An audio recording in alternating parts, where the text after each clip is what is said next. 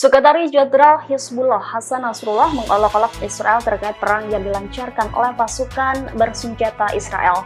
Disebutnya Israel saat ini mengalami kehinaan nyata di selatan Lebanon. Demikian disampaikan Nasrullah dalam pidatonya memperingati gugurnya Al-Hajj Muhammad Yaghi, salah satu komandan Hizbullah di kota Baalbek di timur Lebanon pada Jumat 5 Januari kemarin. Dalam kesempatan itu, Sekjen Hizbullah mengklaim kelompoknya telah melakukan 670 operasi di perbatasan dengan Israel sejak dimulainya perang. Menurutnya dalam satu hari, Hizbullah melakukan operasi sebanyak 6 hingga 7 operasi. Ia mengklaim pos perbatasan menjadi sasaran utamanya. Situs-situs tersebut diserang menggunakan senjata anti-tank. Ia menyebut serangan ini membuat militer Israel kelelahan. Sementara 494 serangan termasuk 50 serangan menyasar titik-titik perbatasan yang ditargetkan lebih dari satu kali. Organisasi tersebut juga menargetkan peralatan teknis dan intelijen di sepanjang perbatasan hingga hancur total.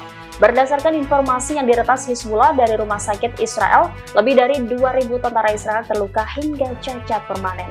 Hizbullah menduga Israel menyembunyikan jumlah korban untuk menutup-nutupi dari publik. Sebaliknya, Nasrullah menyebut fakta yang terjadi saat ini adalah kehinaan nyata Israel di medan tempur selatan.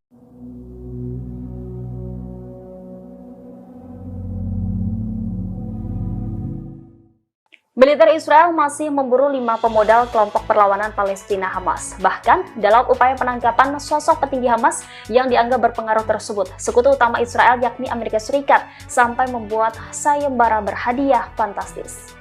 Tidak tanggung-tanggung, Amerika Serikat menawarkan hingga 10 juta dolar atau sekitar 155 miliar rupiah kepada siapa saja yang memberikan informasi yang mengarah pada penangkapan 5 pemodal Hamas. Tawaran hadiah ini juga berlaku bagi siapapun yang mengarah pada gangguan mekanisme keuangan Hamas. Sayembara berhadiah ini diumumkan langsung oleh Departemen Luar Negeri Amerika Serikat pada Jumat 5 Januari 2024. Tawaran hadiah ini menyusul 4 putaran sanksi Amerika Serikat terhadap Hamas setelah serangan ke Israel pada 7 Oktober lalu. Adapun kelima pemodal Hamas yang diburu Amerika Serikat diantaranya Abdel Basit Hamzah El Hassan Hair yang berbasis di Sudan. Ia telah mengelola banyak perusahaan dalam portofolio investasi Hamas dan terlibat dalam transfer hampir 20 juta dolar ke Hamas. Kemudian ada Amer Kamal Sharif Al-Shawa, Ahmed Sadu Jahleb, dan Walid Mohammed Mustafa Jadalah. Ketiganya merupakan bagian dari jaringan investasi kelompok tersebut di Turki. Sementara pemodal Hamas kelima yang diburu Amerika Serikat dan Israel adalah Muhammad Ahmad Abd al-Daim Nasrullah. Nasrullah memiliki hubungan dekat dengan entitas Iran dan terlibat dalam transfer puluhan juta dolar ke Hamas, termasuk sayap militernya. Departemen Amerika Serikat menyebut bahwa ia berbasis di Qatar pada bulan Oktober. Kelima sosok tersebut sebelumnya telah ditetapkan sebagai teroris global oleh Amerika Serikat.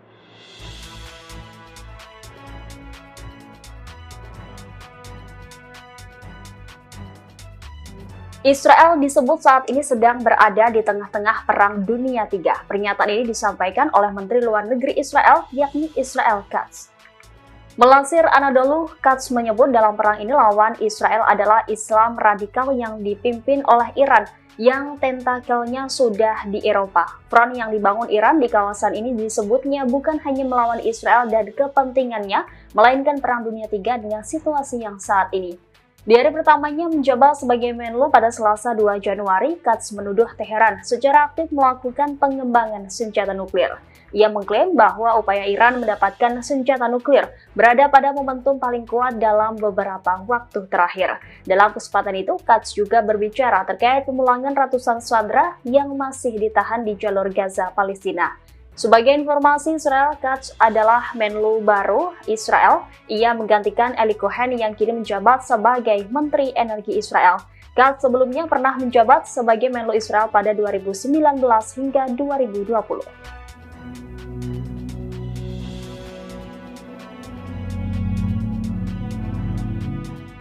Presiden Amerika Serikat Joe Biden memberikan bantuan kepada otoritas Palestina. Terkait keputusan ini, surat kabar New York Wall Street Journal mengecam Presiden Joe Biden.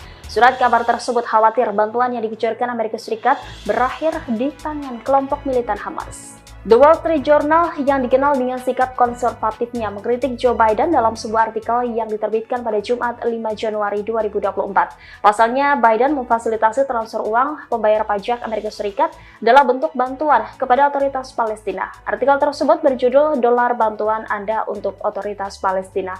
Penulis menjuluki sebagai skema bayar untuk membunuh. Laporan tersebut menegaskan bahwa Barat yang memandang warga Palestina di tepi barat sebagai moderat menawarkan dukungan ekonomi yang signifikan dengan Uni Eropa sendiri menyumbang 700 juta dolar setiap tahunnya.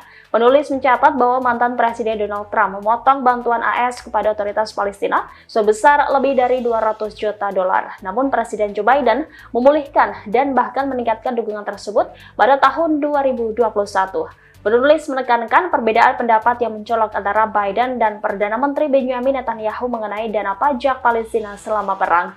Penolakan Israel untuk mentransfer 30% pajak yang diperuntukkan bagi Gaza membuat Abbas menolak 70% sisanya, sebuah situasi yang tidak disukai oleh pemerintah Joe Biden.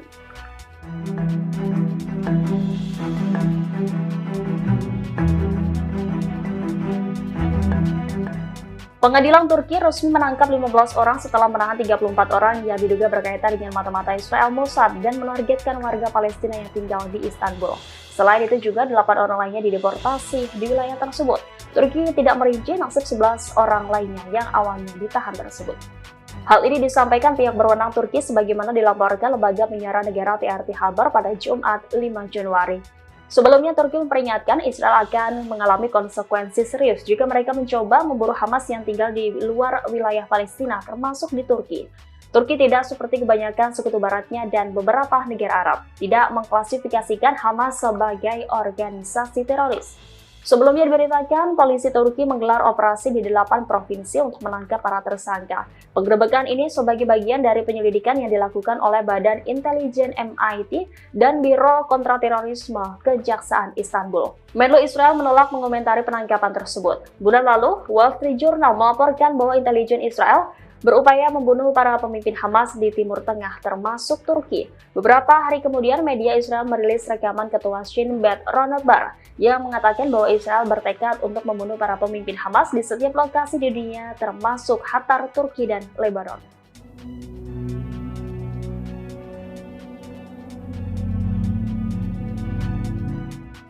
Sejumlah roket dari Lebanon dilaporkan menghujani Israel Utara pada Jumat 5 Januari 2023 malam. Militer Israel membalas serangan tersebut dengan menargetkan pusat komando kelompok Hizbullah Lebanon.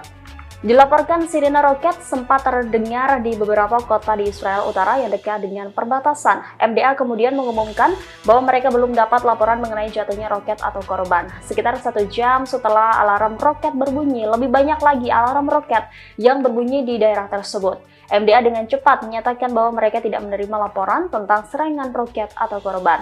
Pasukan pertahanan Israel mengonfirmasi bahwa sejumlah roket telah ditembakkan ke Israel dari Lebanon.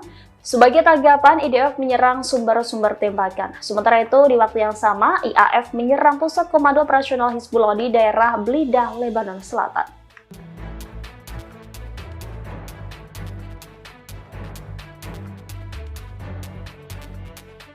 Petinggi kelompok militer Hamas Ismail Haniyeh menyindir Amerika Serikat dengan berharap Menlu Antony Blinken sadar atas dukungan terhadap Israel. Pernyataan Haniyeh ini muncul di tengah Amerika Serikat yang kian frustasi dengan perang Israel di jalur Gaza, Palestina. Menlu Amerika Serikat Antony Blinken memulai kembali tur di Timur Tengah sejak Jumat 5 Januari di Turki. Selama kunjungannya, Blinken juga akan datang ke Israel untuk menekan Perdana Menteri Israel Benjamin Netanyahu agar berbuat lebih banyak untuk melindungi warga sipil di Gaza. Blinken juga meminta Netanyahu agar mengizinkan lebih banyak bantuan untuk mencapai wilayah tersebut. Selain itu, Blinken juga mengekang para menteri sayap kanan yang menyerukan pemukiman kembali massal warga Palestina. Menanggapi kunjungan itu, pemimpin Hamas mengatakan Washington harus fokus pada kesalahan yang dibuat dengan mendukung secara membabi buta Israel hingga mengakibatkan pembantaian dan kejahatan perang terbesar terhadap rakyat jalur Gaza. Menurutnya, Amerika Serikat juga telah dibohongi oleh rezim Zionis selama ini. Haniyeh pun berharap Blinken dapat mengambil pelajaran dari 3 bulan terakhir ini.